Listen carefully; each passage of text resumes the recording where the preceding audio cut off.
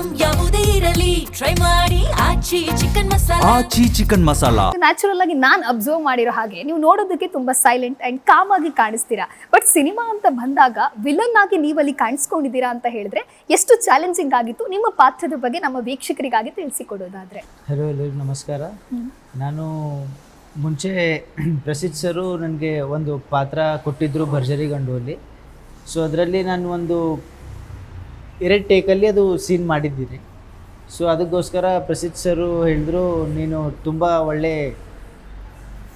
ನಟನಾಗ್ತೀಯ, ಮುಂದೆ ನನ್ನ ಕೈಯಲ್ಲಿ ನಿನಗೆ ಒಂದು ಕ್ಯಾರೆಕ್ಟರ್ನ ಕೊಡ್ತೀನಿ ಅಂತ ಅಂದ್ಬಿಟ್ಟು ಒಂದು ಶೇರ್ ಮೂವಿಯಲ್ಲಿ ನನಗೆ ಖಲನಟನಾಗಿ ಗಿಲ್ಲಿ ಅಂತ ಪಾತ್ರವನ್ನು ಕೊಟ್ಟಿದ್ದಾರೆ.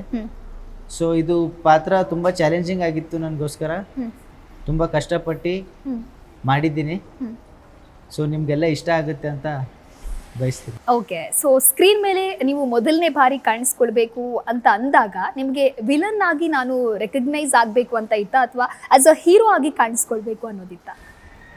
ಹೀರೋ ಆಗಿ ಕಾಣಿಸ್ಕೊಳ್ಬೇಕಾಗಿ ಮನಸ್ಸಲ್ಲಿತ್ತು. ಬಟ್ ಪ್ರಸಿದ್ಧ ಸರ್ ನನಗೊಂದು ಕ್ವಶನ್ ಕೇಳಿದ್ರು, ನಿನ್ನ ಹೀರೋ ಆಗಬೇಕಾ ಅಥವಾ ನಿನಗೆ ಜನ ಸ್ಕ್ರೀನಲ್ಲಿ ನೋಡಿದಾಗ ವಿಸಿಲ್ ಹೊಡಿಬೇಕಂತ. ನಾನು ಆಬ್ವಿಯಸ್ಲಿ ವಿಸಿಲ್ ಹೊಡಿಬೇಕು ಸರ್ ಅಂತ ಹೇಳಿದೆ. ಓಕೆ, ಸೊ ಅದಕ್ಕೋಸ್ಕರ ನನಗೆ ಈ ಪಾತ್ರವನ್ನು ಕೊಟ್ಟಿದ್ದೆ.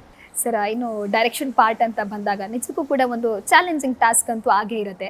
ಇನ್ನು ಟೈಟಲ್ ಬಂದು ಶೇರ್ ಅಂತ ಹೇಳಿ ಕೊಡಬೇಕು ಅಂತ ನಿಮ್ಗೆ ಅನಿಸಿದ್ದು ಯಾಕೆ ಸರ್? ಶೇರ್ ಟೈಟಲು ಅದೇ ಕತೆ ಸಿನಿಮಾ ಮಾಡಬೇಕು ಅಂತ ಅಂದಾಗ ನನಗೆ ಒಂದು ಭರ್ಜರಿ ಗಂಡಲ್ಲಿ ಒಂಥರ ಕೆಲವು ಈಗ ನೀವು ಮಾಡಿದಾಗ ನಿಮಗೆ ಆ್ಯಸ್ ಅ ಡೈರೆಕ್ಟರ್ ನಿಮ್ಗೇನು ಸ್ಯಾಟಿಸ್ಫಿಕೇಶನ್ ಇರಲ್ಲ ಕಂಪ್ಲೀಟು. ಇನ್ನೂ ಹಂಗೆ ಮಾಡ್ಬೋದಿತ್ತು, ಹಿಂಗೆ ಮಾಡ್ಬೋದಿತ್ತು ಅಂತ ಇತ್ತು. ಸೊ ಕಿರಣ್ ರಾಜ್ನ ಇಟ್ಕೊಂಡು ಇನ್ನೂ ಒಂದು ಶೇಡಲ್ಲಿ ಮಾಡ್ಬೋದು ಅಂತ ಮೈಂಡಲ್ಲಿತ್ತು. ಆವಾಗ ಸುದರ್ಶನ್ ಸರ್ ಕಡೆಯಿಂದ ಒಂದು ಆಫರ್ ಬಂತು, ಮಗನ್ನ ಹೀರೋ ಮಾಡಬೇಕು ಅಂತ.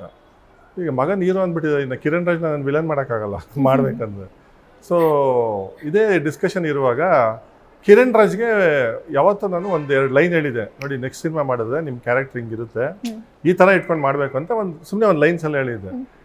ಇದ್ರ ಮಧ್ಯೆ ಒಂದು ಕಾಮಿಡಿ ಸಿನಿಮಾ ಮಾಡಬೇಕು ಅಂತಲೂ ನಾವು ಡಿಸ್ಕಷನಲ್ಲಿದ್ವಿ. ಓವರಾಲ್ ಭರ್ಜರಿ ಗಂಡು ಟೀಮ್ ಏನಿತ್ತು, ಆ ಟೀಮ್ ಎಲ್ಲರಿಗೂ ಒಬ್ರಿಗೊಬ್ರು ಇಷ್ಟ ಆಗಿ ಇನ್ನೂ ಹೆಚ್ಚು ಸಿನಿಮಾಗಳು ಮಾಡಬೇಕು ಅನ್ನೋದು ಒಂದು ಮೈಂಡಲ್ಲಿತ್ತು. ಸೊ ಹಿಂಗಿರುವಾಗ ಕತೆ ನಾನು ಅವ್ರು ಹೇಳಿದ್ರು, ಯಾರು ಗಿಲ್ಲಿ ನನಗೆ ವಿಸಲ್ ಹೊಡಿಬೇಕಾ ಅಂತ ಕೇಳೋದು ಅಥವಾ ಹೀರೋ ಆಗಿರ್ಬೇಕಂತ. ನಾನು ಮೆಂಟಲಿ ಪ್ರಿಪೇರ್ ಆದೆ, ಹೀರೋ ಅಂತೂ ಮಾಡೋಕ್ಕೆ ಆಗಲ್ಲ ಅಂತಲ್ಲ, ಮಾಡ್ಬೋದಿತ್ತು. ಬಟ್ ನನಗೇನು ಆ ಥರದ್ದು ನನಗೆ ಅನಿಸ್ಬೇಕಲ್ಲ, ಫಸ್ಟ್ ಸೆಲ್ಫ್ ಸ್ಯಾಟಿಸ್ಫಿಕೇಶನ್ ಇರಬೇಕು. ಹೌದು, ಈ ಹುಡುಗನ ಇಟ್ಕೊಂಡು ನಾನು ಹೀರೋ ಮಾಡ್ತೀನಿ ಅಂತ ಕಾನ್ಫಿಡೆನ್ಸ್ ನನಗೆ ಬರಬೇಕು. ಸುಮ್ಮನೆ ಯಾರೋ ದುಡ್ಡು ಹಾಕ್ತಾರೆ ತಂದು ಏನೋ ಒಂದು ಕತೆ ಮಾಡಿ ಸುತ್ತಬಿಟ್ಟು ಮಾಡೋದಲ್ಲ. ಸೊ ಅದರಿಂದ ನನಗೂ ಪ್ಲಸ್ ಆಗಬೇಕು, ಅವ್ರಿಗೂ ಪ್ಲಸ್ ಆಗಬೇಕು. ಇವಾಗ ಅವನನ್ನು ಒಪ್ಸೋಕೆ ಏನಾದರೂ ಮಾಡಬೇಕು ನಾನು. ಈಗ ಹೀರೋ ಅಂತ ಬಂದಾಗ ಅದು ಮೈಂಡಲ್ಲಿ ಕಾಡ್ತಾ ಇರುತ್ತೆ. ಆಮೇಲೆ ಅವನು ಕನಸೆಲ್ಲ ಕಾಣ್ತಿರ್ತಾನೆ, ಹೀರೋ ಅದು ನಾನು ಹಿಂಗೆ ಮಾಡ್ತೀನಿ, ಒಂದು 10 ಜನಕ್ಕೆ ಹೊಡಿತೀನಿ, ಏನೋ ಒಂದು ಲವ್ ಸ್ಟೋರಿ ಆದ ಒಂದು ಹೀರೋಯಿನ್ ಜೊತೆ. ಇದರಿಂದ ಆಚೆ ತರೋದು ಹೇಗೆ ಅಂತ ನಾನು ಸಡನ್ನಾಗಿ ಬಂದಿದ್ದು ಥಾಟೇ ಅದು. ನಿನಗೆ ಜನ ನಾನು ಹೇಳ್ಬೋದಾಗಿತ್ತು, ನೀನು ಹೀರೋ ಆಗ್ತೀಯಾ ವಿಲನ್ ಆಗ್ತೀಯಾ ಅಂತ ಕೇಳ್ಬೋದಾಗಿತ್ತು. ಅದನ್ನು ಬಿಟ್ಟು ನೀನು ಹೀರೋ ಆಗಬೇಕಾ, ಹೀರೋ ಅನ್ನೋ ವರ್ಡ್ನ ತುಂಬ ಸಿಂಪಲ್ಲಾಗಿ ಹೇಳಿ ಜನ ನಿನ್ನ ಸ್ಕ್ರೀನ್ ಮೇಲೆ ನೋಡಿದ ತಕ್ಷಣ ವಿಸಲ್ ಹೊಡಿಬೇಕು, ಈ ಥರ ಕ್ಯಾರೆಕ್ಟರ್ ಮಾಡ್ಬೇಕು, ಅದು ಮಾಡ್ಬೇಕಂತ. ಸೊ ಅದು ಅವ್ನಿಗೆ ಎಕ್ಸೈಟ್ ಆಗಿ ಅದನ್ನು ಮಾಡ್ದ. ಬಟ್ ಒಪ್ಕೊಂಡ್ಮೇಲೆ ನನ್ನ ಜವಾಬ್ದಾರಿ ಆ ಕ್ಯಾರೆಕ್ಟರ್ ಹಂಗೆ ಮಾಡಬೇಕು ಅಂತ. ಸೊ ಈ ಕ್ಯಾರೆಕ್ಟರ್ ಸೃಷ್ಟಿ ಆಯಿತು. ಈ ಕ್ಯಾರೆಕ್ಟರ್ ಸೃಷ್ಟಿ ಆದಮೇಲೆ ಹೀರೋ ಸ್ಟ್ರಾಂಗ್ ಇರಬೇಕು. ಸೊ ಅದಕ್ಕೆ ಇದು ಪಕ್ಕ ಒಂದು ಲೋಕಲ್ ಕತೆ ಆದ್ರೂ ಟೈಟ್ಲ್ ಮಾತ್ರ ಶೇರ್ ಅಂತ ಇಟ್ಟಿದ್ದು ಅದಕ್ಕೆ. ಅಂದರೆ ಓವರಾಲ್ ಒಂದು ಇದಕ್ಕೆ ಒಂದು ಪವರ್ ಬರಲಿ ಅನ್ನೋ ಇದು ಒಂದು ಟೈಟಲ್ ಗರ್ಜಿಸ್ತಾ ಇದೆ.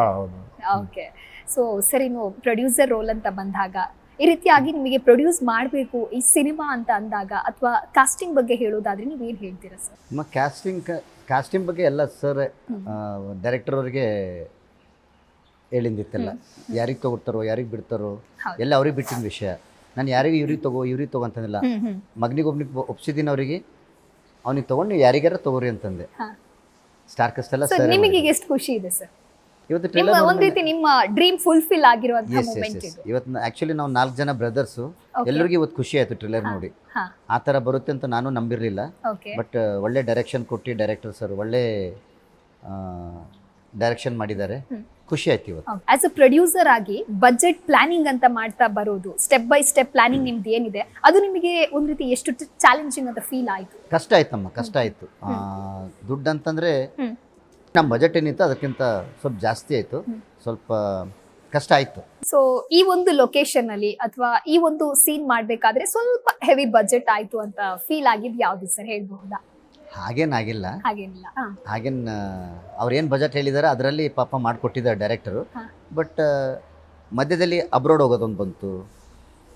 ಅದನ್ನು ಒಳ್ಳೇದಕ್ಕೆ ಮಾಡಿದ್ದಾರೆ ಅವರು. ಯಾಕಂತಂದರೆ ಇಲ್ಲಿ ಅಂತಂದರೆ ಅದಕ್ಕಿಂತ ಜಾಸ್ತಿ ಖರ್ಚಾಗ್ತಿತ್ತು. ಸೊ ಅದನ್ನು ಪ್ಲ್ಯಾನ್ ಮಾಡಿ ಅಬ್ರೋಡಲ್ಲಿ ಒಂದು 2 ಸಾಂಗ್ಸ್ ಶೂಟ್ ಮಾಡಿದ್ದೀವಿ. ಸೊ ಈ ಥರ ಎಲ್ಲ ಆಯಿತು. ಬಟ್ ನಾವು ಅನ್ಕೊಂಡಂಗೆ ಅದಕ್ಕಿಂತ ಸ್ವಲ್ಪ ಜಾಸ್ತಿನೇ ಆಗುತ್ತೆ, ಕಡಿಮೆ ಆಗಲ್ಲ. ನೆಕ್ಸ್ಟ್ ಮೂವಿ ಮಾಡ್ಬೇಕು ನಾವು ಅಂತಂದ್ರೂ ನಾವು ಸ್ವಲ್ಪ ಬಜೆಟ್ ಇಟ್ಕೊಂಡೇ ಮಾಡಬೇಕು. ಇವಾಗ ಸ್ವಲ್ಪ ಎಕ್ಸ್ಪೀರಿಯನ್ಸ್ ಆಗಿದೆ. ಸರಿ, ಇನ್ನು ನೀವು ಆಸ್ ಅ ವಿಲನ್ ಆಗಿ ಕಾಣಿಸ್ಕೊಳ್ತೀರಾ, ಇಡೀ ಸಿನಿಮಾ ತಂಡದ ಜೊತೆಗೆ ಆಕ್ಟ್ ಮಾಡ್ತೀರಾ, ವರ್ಕ್ ಮಾಡ್ತೀರಾ.